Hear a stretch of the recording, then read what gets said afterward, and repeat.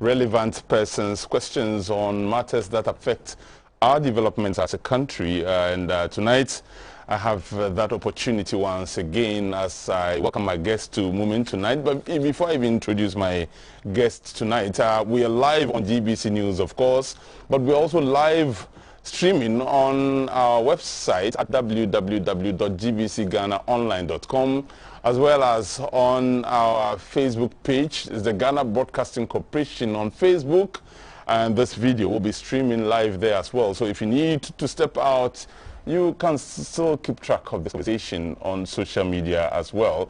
My name is Abdul Hayi Moomen, and tonight we focus yet again on gender-based violence, because this matter has received a lot of attention, especially during the 16 days of activism that ends indeed tomorrow, which is International Day of Human Rights. It takes several forms, and some have blamed poverty. However, it remains a development challenge. How can young people in particular play an effective role to reduce the phenomenon, perhaps even eradicate the phenomenon? Tonight, we explore the issues concerning gender-based violence. And with me, two persons, young persons, a man and a woman.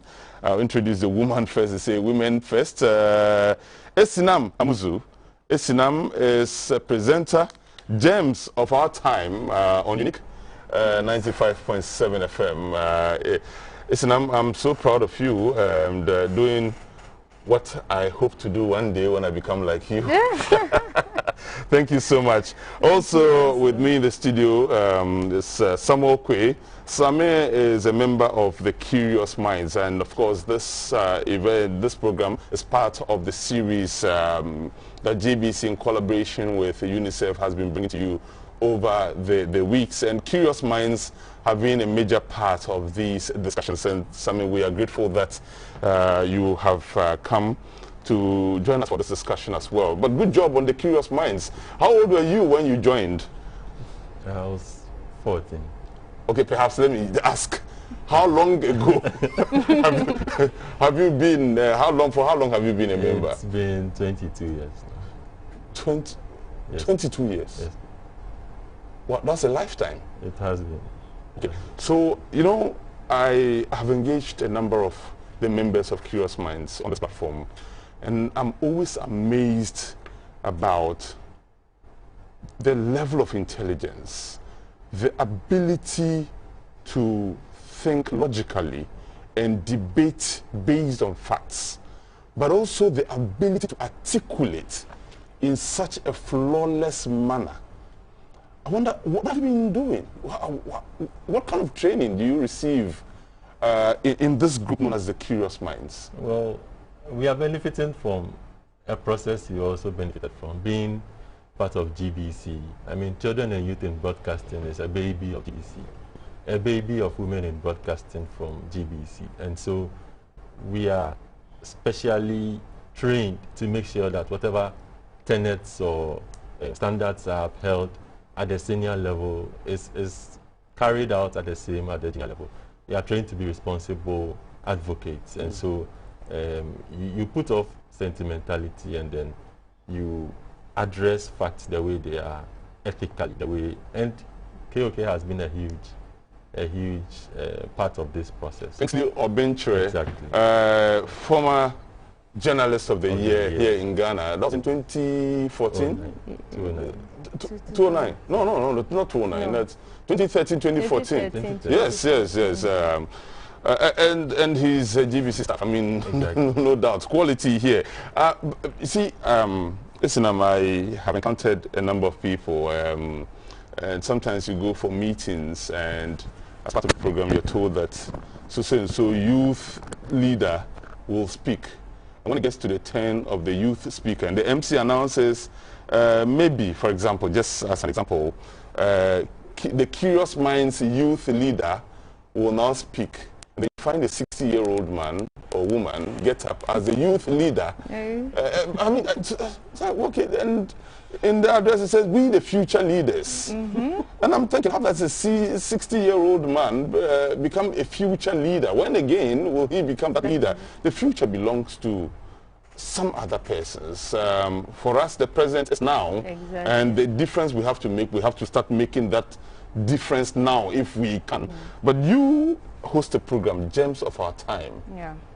You should be looking at Gems of the Future, shouldn't you? No. So Gems of Our Time basically saying that the future is now. And even when you say the future, when is the future? It starts from now. And for many who keep saying that young people are future leaders, it starts from now. And like you were saying, looking at the whole Curious Minds fraternity and the mentorship and everything, it starts from now and it builds up. And so for Gems of Our Time, we use that platform, and it's one of the key platforms of Curious Minds, where as young people we engage to debate, like you said, logically and all the other things with facts, and making sure that we know our stuff, to talk about the development matters that matter to our development as young people, and to hold leadership accountable. And what did you say you were going to do? And that is where we start our debate, and that is where we start with our inputs in terms of inputs to development. So Gems is small, but it's big. All right, so I'm gradually dovetailing into the main issue we're about to discuss, but we need to get the peripheral matters also away, so we put the discussion in proper perspective. Yeah. I sit here and I speak to all manner of people concerning different topics. And there was a time, give me a minute to give this narration. An accident had occurred somewhere in the north. People had died. And on this platform, we thought it was big news to discuss that accident and how to get, the authorities at the time to get the people better road networks to avoid these accidents. But on the same day, a major political party in this country was having a major congress to elect party officials and so on. And so we had also extended an invitation to some party officials to come and tell us how the voting process was going to be. And on the said day, the same person who came to represent that political party also happened to be a minister of state in charge of roads and highways and so on. So we began the discussion, and it had to do with the accident first. It said people from this area, and I'm avoiding mentioning names now for obvious reasons. So people from this area, the minister is here, give us a call, let him know what your concerns are. I felt embarrassed as a presenter, because you're a presenter, you know how uncomfortable that can feel when it's like the phone calls are not coming in. It's like nobody's listening, nobody's watching, and that could be a failure on my part. And so we quickly switched to the other topic. So the Congress coming up, your party's Congress, what are your expectations? Can you give us a call? And the first call that came in, guess what? The person said, I'm calling from this community, the community where the accident happened. He didn't care about the accident. He cared more about which persons were going to be elected to us as executives of the party. Why am I narrating this huge story? It appears people are not very interested in direct matters that have to do with development, except where it is linked to politics, and for the youth, except where it is linked to some entertainment stories, some sex scandal, some, those, excuse me, but flimsy things and so on. Do you get people paying attention, young people paying attention to the programs you do?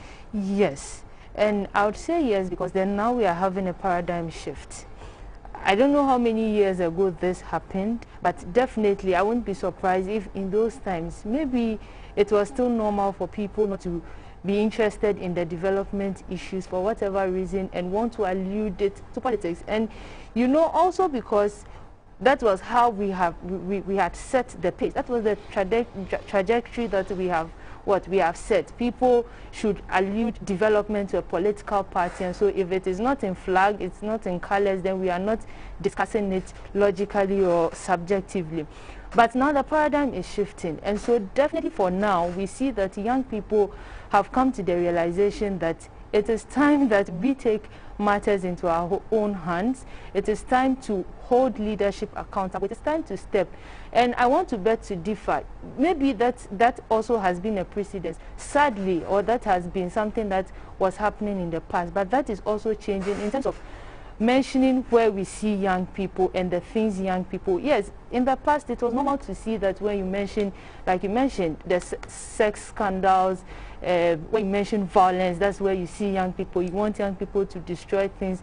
Yes, you would get them. You won't get them when we are looking for the development issues. But gradually we are seeing that it is changing. And so young people are now coming to the table and are discussing the issues and looking at it that this is for our own good. If we keep on allowing people to describe us with the stereotypes about youth, and once you mention youth and the first word that comes to someone is violence, once you mention a young person, why can't we mention young people and the first word would be innovation? Why can't we mention young people and the first word is development? Why can't we mention young people and the first word is hard work? So for now, we have seen that it is possible because people are doing it. Also because over time, maybe the bad had overshadowed the good. Because in those times when we kept telling those stories, and you know, it is about what you feed people that gets imprinted into their mindset. We are all in the media space, and we say that the media is the fourth arm of government. What I see every day, consciously and subconsciously, is what is imprinted. If the media keeps prioritizing events and news that shows young people as violent, everybody gets that. How many times does the media also show the young people who have done the good? How many times have the media showed the young people who have gone out of their personal pockets to contribute to societal development? We don't show that. So once it comes very little, the big one is what everybody will talk about, and that is where. And the last one to touch on this is, if also you believe in the adage that it was, in quote, the devil finds work for the idle person. We are in a country, a lot of huge figures when we talk about unemployment. Once they are there and their hands, in quote, or excuse me to say, do not find anything fruitful doing, whoever comes is what they would accept. Sadly, if it has to be with that invitation to go and cause havoc, to just put something in their pocket, it may be good or it's not good. It's not the best of scenario. But once he's idle and it is about what will engage him or her, they would indulge in it, and then we will come back and report it and say that young people are the ones who perpetuate violence, or young people, they want something to do. So it's what you give them that they will do, definitely. So if we create the job for them, if the educational system challenges them to be innovative, they'll come out and they'll produce what, in quote, we have invested in them. You cannot reap where we have not sowed. Let me just put it in that way. So there's a lot to do, but I think that gradually there's a paradigm shift. Young people are getting interested and involved in our development. It is no longer young people should be seen and not heard. It is no longer we know what is best for them. It is a matter of nothing for us without us. It is about we also being at the table. And someone said, if they don't give you a chair at the table, you bring your own and create your space there. So now we are bringing our chair to the table. We are seeing young people spaces that, especially even in politics, that at first was a space that's because of, in terms of resources that you even need to penetrate the spaces, a lot of young people were not able to penetrate. We are seeing young people getting in there. It has its own ups and downs, its own nitty-gritties. It may not always come out, but at least we see that a few, and with us examples and other colleagues like ourselves, we are leading the pace. And for me, I would say that the space is getting better. You know, I had formed certain perceptions of contemporary youth. In the last 3 or so minutes that you've been speaking, you've managed to change that perception totally. I'm glad. Not just with the facts you have stated, but also the fluency with which you delivered those facts. I admire you so much. Thank you so much. But again, returning to my previous perception, you go on social media and on all these, you know, TikTok, for example. what are the videos that young people are recording? Recently, there was this crazy thing on TikTok where they call it twerking, and young girls were doing it, and you know what I'm talking about. Exactly. And I'm watching those videos, and I'm like, in the next 20 years, when this young lady watches this video, will she be proud of herself? And yet they were doing it with all the pride. And we've seen girls in JHS and SHS record themselves and talk about how they can do ABC with men. We've seen boys record videos of themselves smoking and chewing how. And I'm like, are these the people we call the future leaders? But she makes a very valid point. The media tends to focus a lot more on such persons to the neglect of people like you sitting here. But really, I have a point also that still we have a lot more out there who are TikToking in a very negative way. Exactly. Yeah. Yes, I mean, you agree? There's a lot to do, and like she mentioned, there are definitely the bad nuts. There are definitely the challenges that come across. I think it's a generational thing because every form of innovation comes along with its own unique challenges, and probably maybe that's the challenge we are faced with as a generation. Those facing into Generation X, those trying to embrace what Generation X is all about and stuff like that. There is this increasing pressure on young ones coming up to be validated, to be accepted in any way possible. And because of that, if I'm not getting that validation maybe at home, if I'm not getting it among my friends at school, let me try something to break the internet of sorts, so that people also see I am there some. I am also so and so. And like Aslam is also saying, you find the media rushing to such people. There are so many examples to cite. Someone bullying people online, and then for some reason, because of he being part of a process where that was brought to light, and he being lambasted, I mean, it made very big news. Yes. Everybody was focusing on that. He was given a role. Apparently, we realized he hasn't even changed from his ways and all that. So that pressure is something young people would have to deal with, especially among themselves. And also those in charge of setting up systems to make sure that social media is put to very responsible use should realize these challenges. Of course, they are the helm because they chose to. It's not like they have been forced. Those in the data protection spaces, those in the cybersecurity spaces and all that, are there because they chose that kind of work. And because of that, the responsibility rests on them to support efforts that maybe you and I will be doing to try and curb these things, so that at least to a very large extent, these things are not blown out of proportion. And young ones are recognized for whatever unique, innovative or creative means they have, powers they have, so they won't be forced to go out of their way to do something that would unfortunately tarnish the image of a few that are trying to be responsible with their use of social media, and also make something good out of their own lives in the end, so they won't have to regret anything they are trying to do currently. Well, great submission there. But again, because you introduced the issue of bullying, that directly takes us into the main discussion here.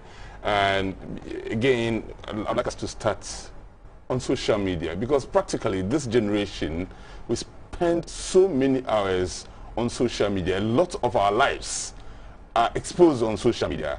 But you find perhaps a young woman who feels the need to talk about issues concerning her gender, freely expressing herself, and somebody somewhere, it could be another woman or a man, attacking her for her views. I mean, gender-based violence does not only happen in the physical world. It also happens virtually, on social media, and so on.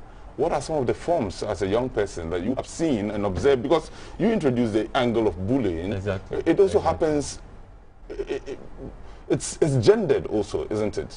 I should say, maybe rephrase how you said it gender-based violence have moved from just the physical to also include social spaces as well. And for some, it begins there. In what sense? For instance, as you mentioned, some people get attacked because of expressing their views. Yes, everyone has opinions, and for most of them, they are not even paying to be on those social media apps.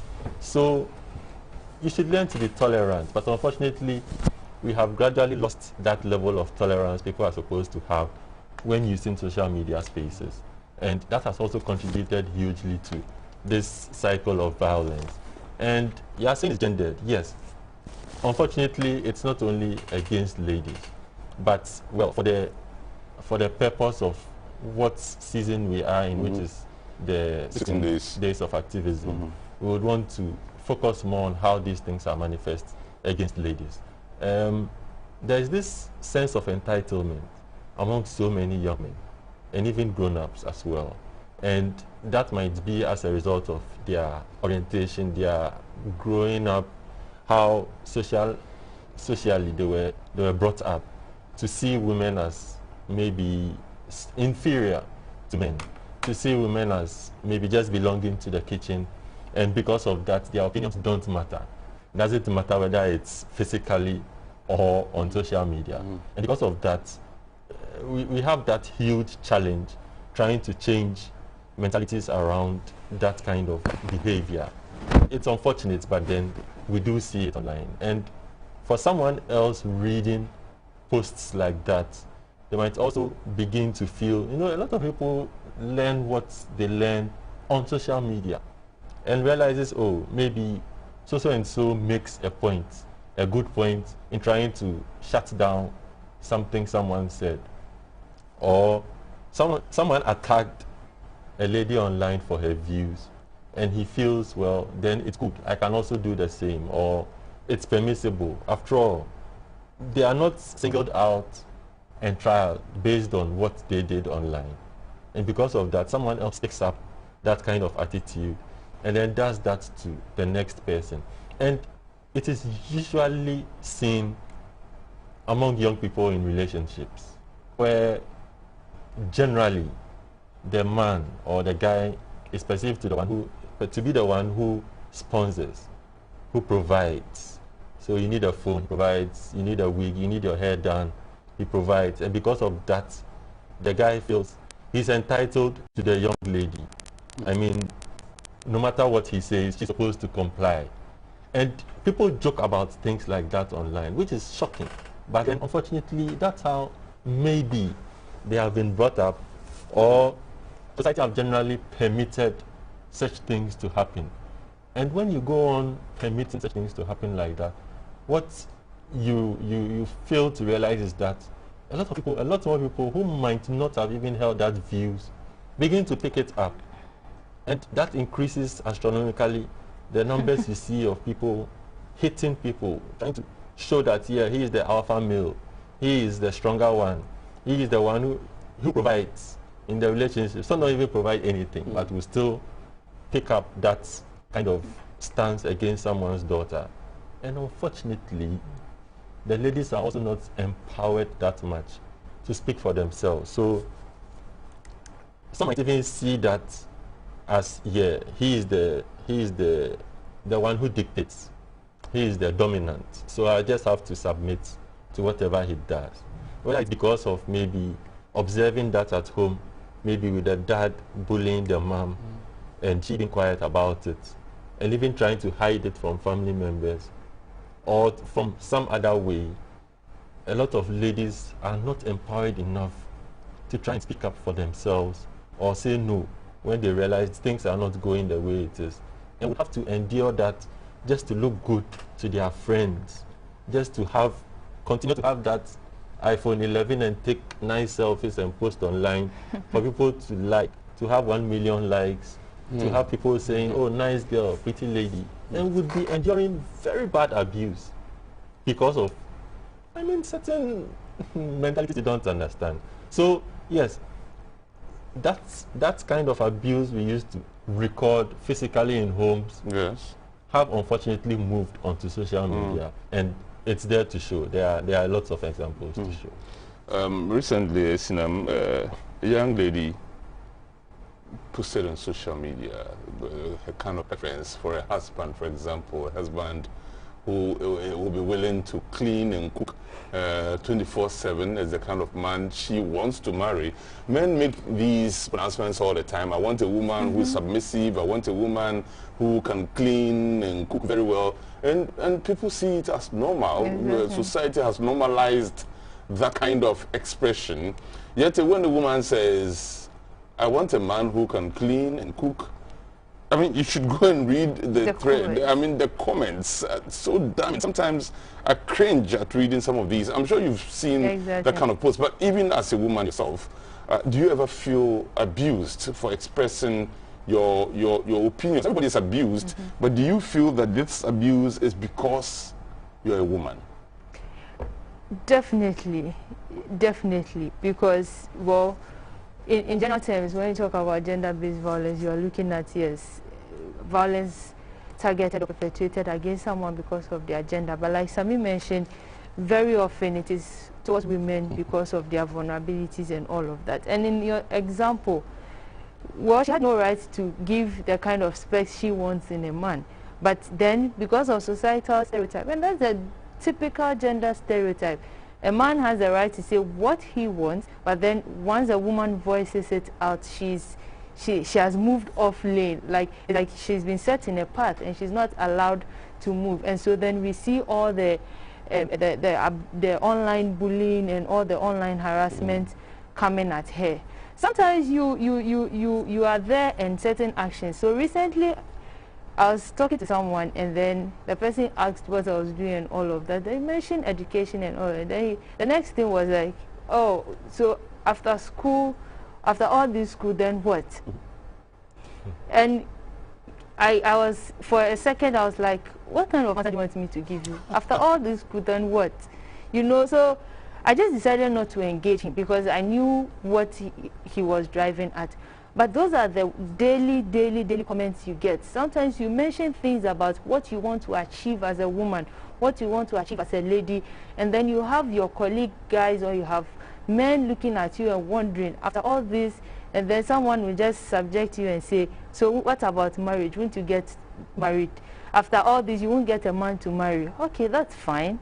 That's normal. That should be normal. But everybody thinks that for a woman, your end goal, or after everything, your end goal should just be thinking about marriage. So very often. However, I would say that for me personally, in my current stage, I feel very empowered to be able to stand up to those comments and to be able to face whoever it is that comes at it with me, or even on behalf of others. But like Sami mentioned, how many other women are usually empowered to do so?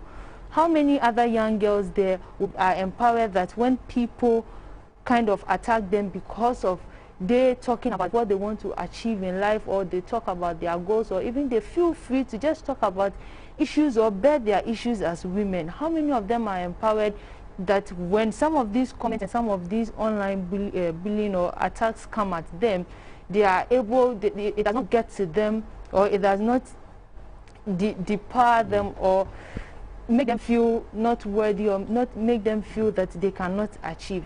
It happens a lot, but it's just it's about how we empower, or how we change the narrative and ensure that gradually it's not about that. It's not about the societal structures that have been set, or what anyone thinks should be, a woman should be in society. It's about her capabilities and what she can.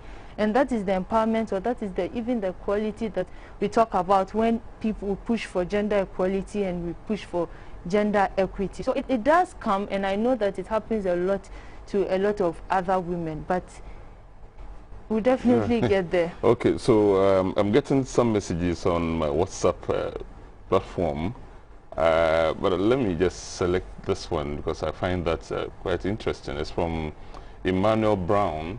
Emma says, good evening, Moomen. Great show as always. Thank you very much. Every time you have discussions on gender-based violence, the discussion tends to favor women, and describe women as victims of the violence most of the time, which I agree with. But you seem to overemphasize the fact that women are victims to the extent that it appears men are never victims of gender-based violence. I think the narrative must change to reflect the fact that men are also sometimes victims of gender-based violence. Have you seen that video trending on social media since yesterday? It shows how a woman attacked her husband in a live TV show. Okay, I haven't seen that video. You know what he's talking about? No, okay, I haven't seen it, but granted. So he's saying, Emmanuel Brown says, a woman attacked her husband whilst they were live on a TV on a TV show. This is also gender-based violence, and the man needs to be comforted as well. Men also suffer a lot from the hands of women who abuse them, especially on social media. If this discussion is about the physical world, then yes, more women suffer from abuse than men. But if you have, as your other guest, Sami, put it, on social media, then the abuse, in my opinion, is 50-50. So Samuel, yeah. He says if we are talking about abuse in the physical world, it could be that a lot more women are the victims. But if it's on the social media space, he says, in his opinion, it's 50-50. Well, I don't think you would have statistics to prove that anyway. But the essence of it is abuse is bad, no matter who exactly it's meted against. And the fact that oftentimes issues that have to do with women are usually downplayed makes it more imperative that we focus a lot more on empowering that aspect of our agenda, because men usually get the upper hand when it comes to having issues against them addressed as against that of women. And because of that, it's not like we are ignoring that of men. It's not like we are saying it doesn't matter. Men should keep quiet and suffer. Well, they are perceived to be the strongest among their genders, so they shouldn't even shout when such things are happening, as some people might want to portray those things. But then also not be oblivious of the fact that in a lot of settings, it's the women that tend to suffer a lot more. I mean, fancy a case where a woman is raped, and it's her responsibility to foot every single bill at the hospital just to take tests and submit to the police for a report. I mean, where is the fairness in that? That is not to mean that the law doesn't recognize rape against men. But to find a woman in such a situation makes it very bad. I mean, you could think of so much trauma she's going through, so much physical pain, mental pain and agony, and even the shame of having to be treated in such a way. And still have to raise money to foot a bill at the hospital, to pay for processing at the police station. And unfortunately, those systems that are supposed to enable the easy facing in of such things or streamlining of such things are often not supported in so many places. So if you are saying we should say it's 50-50, I'm saying then we should turn that extra attention, which is not even yielding too much fruit, in empowering women to be able to speak up for their rights, and come and also focus on men who are often, I think it's complement that as well. Exactly. I totally agree with Sami. Just to add up, I think Brown is coming from the angle of saying that, yes, we have not paid attention to men who are abused. And like the term he himself used, or for the term we've all been using, which is gender-based violence. And so once it is not said that it is a women's violence issue, it is a women's abuse case, to be specific, it means that it is looking at any gender that is abused within the context, be it male or female. I think the issue has been, like we've been talking all along, is how societal structures have systematically downplayed these issues over time. And now we all have to do the extra work of ensuring that a man who comes out and can boldly say that I've been abused by a woman is not loved by the same society. Because what has been the systematic barriers that men have had? Men are told that Bemansu, so he cannot cry. He does not show his pain. He does not say that I've been abused. Else then everyone or society again now comes up against him and says that you are a man. So those kind of social structures that we ourselves have put in place, with all of us, including Brown himself, now have to break those structures and encourage men to report. When you go to the various agencies that work on abuse cases and all of that, they tell you that, yes, the men come and they report the cases. But that man, will that man say, just like the way if a woman is raped at the community level, probably aside the stigma and the woman faces stigma, these men are also afraid that once they raise those issues at the society level, that stigma is going to come. They are going to be called the weak sex. They are going to be said they are not strong, they are frail, they are this, they are that. And so then they keep it to themselves. Maybe, sadly, yes, like he's saying, he feels we've not given much attention to it. But that does not mean that for whoever comes up or speaks up, or people are not encouraging men to talk. And it starts right from that basic level. We always give this typical example. At the classroom level, we all saw in our classes where our teachers, a boy or a girl becomes first, and the teacher stands in front of the class and says, all you boys, you are sitting down for a girl to be first. Yeah. And that is where it starts. It is at that very basic level. So what are you telling all the boys in the class, and you sat and you made this girl become first? What is that supposed to mean? And those are the very, very grassroots level, or right from the basic level that it starts.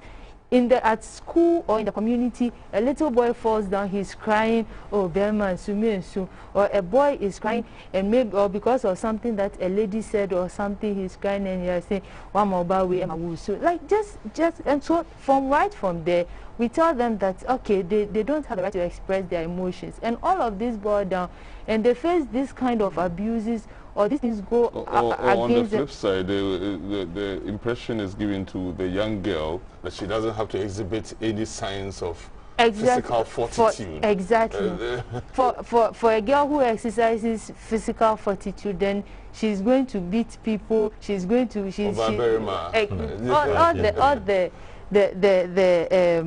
you mentioned, negative comments stereotypes will come against her. So how do we, as young people, sorry, let me correct myself. How do you? You can be young at heart. Feel free. I think those people who go to programs. I've crossed 40. I've crossed 40. I'm now an adult. Okay. No, but on a more serious note, how do we contribute to totally eradicating, if possible, gender-based violence? Let me start with you, Samuel. It begins with first recognizing that we have that challenge. If we don't hit that recognition, then our efforts would unfortunately not bear fruit. So gradually, or at an accelerated rate, young people should recognize it. It will take the efforts of other young people who are passionate about ending it to increase the sensitization. Let their peers know, let our peers know that this thing is an issue. If you are not paying attention to it, then it will first into something really very bad. And also try and focus a lot more on the younger ones. I keep having debates about this thing among my friends, and it all boils down to attacking the issue from the roots, the younger ones. If they are taught at home to view ladies as belonging to the kitchen, to be ones who should groom themselves and be ready for a prospective suitor who will take care of her, we at the other end should try and put into the mind that no, a man also belongs to the kitchen. The kitchen wasn't created for a woman. So Sami, you wake up in the morning, you have a son and a daughter, and there's the car to be washed, but there's breakfast also to be prepared. naturally, how would you distribute the... Well, I the was privileged to grow up in a home where schedules were drawn for the kitchen. So if I am supposed to be in the kitchen this week, the night before, I would have discussed with my mom what we are having for breakfast, where the ingredients are. And when I wake up very early, I begin the preparation. But there's a car to be washed. Your sister will do that? If that is how the schedule has been drawn, it's all by arrangement. Exactly. So it doesn't happen that Who changes the bulbs in your house? Climbs the ladder? Everyone takes part in it when you are able enough to do it. So we don't leave kills the anyone spiders in your house? Unfortunately, the spiders don't harm us, so we don't kill them. But the mosquitoes, everyone joins in killing them. And the but I hope you get the points I'm trying to make through these questions. Because I grew up that way. It's because I kept observing my parents doing that. So, and they instilling that in me. It's easier for me to speak about it than someone who didn't grow up in such a home. Right. But it works. And it didn't make me any less of a grown-up or a young person than that other fellow who didn't have it in the home or who wasn't brought up that way. So if it's something that works, why don't you adopt it? Why can't we try and have that done in so many more homes? Yeah, I don't have to depend on someone else to prepare food for me if I'm hungry when there are ingredients around. Because for a very long time, that system was working until maybe I started working, and because of time constraints and everything, that had to break at a point. Washing, cooking, sweeping, cleaning. And that hasn't made you any less a man than any other man. It doesn't make me view myself superior to a lady simply because I am a man. Right. Or maybe I am educated and probably she hasn't received that level of education. No. So for you, the solution is, let's start with the kids, the children. Someone who is grown, unfortunately, when the wood is already hard, it's difficult to bend. Okay. Yeah. Our friend Jonathan, the Alpha Star Academy, he's watching. He says, Moomen, I like your guest. Sami and Isinam are generational thinkers. I agree with you. The youth are a real treasure for Mother Ghana. Let's all put our hands on deck to end gender-based violence. We'll quickly go on Facebook. I've been reading from Dora Aluti says, congratulations to Kingsley Obentre for training these young children into confident youth who are ready to hold the fort when the need arises. Thank you very much. Abdul Mukit, Aliu, Albert, Edusafo, and the rest, we are grateful to you also for participating in these discussions. But listen, so we're looking at how to help end gender-based violence. But again, the point has been made about so-called gendered roles. And he says in his home, roles were not gendered at all. It belonged, a role was a role. It doesn't matter who played it. But I'm looking at the realistic situation. If you found a lizard in your room, would you kill it, or would you call your brother to kill it for you? I'll kill it. You would? I will kill it. Maybe lizard, God forbid. But if you found a snake, what would be the natural instinct? To shout for a man because you think it's a man's job to kill the snake? I won't shout for a man. I won't shout for a man. I'll shout for who can kill it. Okay. There's a difference between shouting for a man and who can kill it. Right. So if I shout for who can kill it, and at that point it is a man who can kill it, why not? Feel free and kill it. But you're not shouting because it's a man or woman. Yes. You're just calling for someone who has the ability at that material moment. At that moment. And I think moving forward, that is the way to go. It is about training everybody to do it. And like Sami said, we've had examples of so many families who ensure that today it is you do it, tomorrow you do it. So everybody will change roles. And once you change roles like that, you make everyone competent. Everyone knows that at any point in time they are able to fit in and do what they are expected to do, and not what society expects them to really do. So touching on the issue of how to address gender-based violence and all of that, I think we really have a long way to go, right from the issue of reporting to support mechanisms to empowerment and all of that. But there are different things in its own. But starting from the basics, like Sami would always say, how do we make people unlearn and relearn some of these issues? How do we make society not blame a woman because she was raped and tell her that it is your fault that you were raped? Because you dressed this way. Exactly. Wow. Because you went into his room, because you did this, because you did that. How do we keep the education, the awareness going such that we all get to that point where once a woman is raped, everybody knows that a rapist is a rapist, and it is never the fault of the woman. It is because the rapist decided to what? To rape that person. Because if it is about what they were wearing, what do babies wear? But we have had men defile babies. What do 3-year-olds, what do 1-year-olds have? You're making a very valid point. Exactly. Somebody in Jalabia. Exactly. Yes. Yesterday, exactly. and somebody on this show yesterday, we also looked at sexual harassment at workplaces, and somebody made a very valid point. The fact that I have left my door open does not guarantee you any chance to walk in and pick any item. If you do, you're a thief. You're a thief, and that is it. And so no matter how much you think I have dressed provocatively, you have no right. Exactly. That's what it is. My charge to young people will be, I think from the beginning we're talking about social media and how it provides a platform and all of that. One of the key things as young people we should realize is social media is so big to fit everybody. And whatever you bring there, social media is ready to accept it. The good, the bad, the ugly, whatever. There's a lot of education still ongoing about, like you mentioned, a video. If I post a video today, will I be proud of that video if I see it in the next 5 years' time? Will I be proud of that in the next 10 years' time?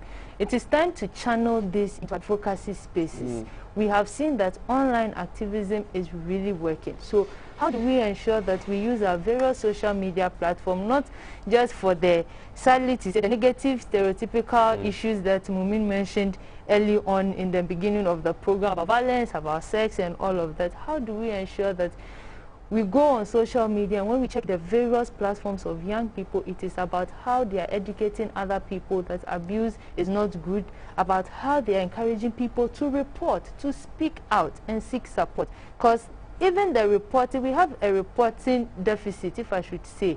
A lot of people are not speaking up. Even the numbers we have are so overwhelming. But those who have not spoken up are even more than. How do we ensure that our systems are working such that you go to the police station, the family is not forced to come back and say that we are taking this back home? How do we equip our systems to work? What support do we have for survivors? Because at that point, they are no longer victims. When you even keep using the word victim on them, then you keep reminding them of that ordeal, which sometimes doesn't even help. Yes, they may be victims, but once they have gone through it, when we address them as survivors, it gives them that kind of strength to carry on. So for young people, we have a lot of things to do. Maybe we would unpack them one after the other on different platforms, but reporting, ensuring that we stop the stigma, re-educating our parents, and like Sami is saying, let's go back to the basics. It starts from there, and we will get it right. Thank you so much. One Curious Minds member, his name is Prince Bonnie. He says it's violence. You call him chairman. Oh, I see. Prince says it is violence against boys if they are not taught how to cook. Exactly. Cooking is a survival skill, actually. So you need to cook. That makes a lot of sense.